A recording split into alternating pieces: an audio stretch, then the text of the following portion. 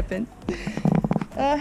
This thing here broke when the bike fell down, so I have to change it. Let's do it.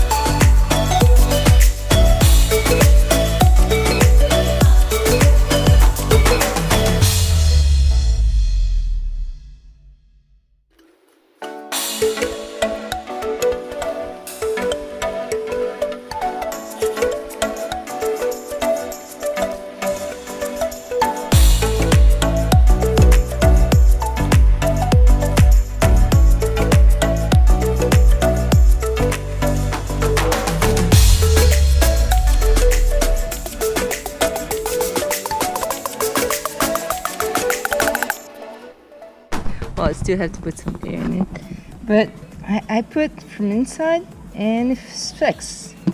Remember the insert, the little insert that I put from outside that I said I was gonna put from the inside for next time? Oh, that's it. Let's put some air in.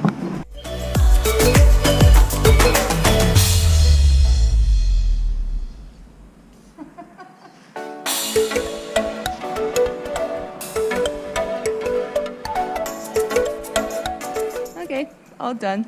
We lost like 10 minutes. It's fine. The front wheel is so easy.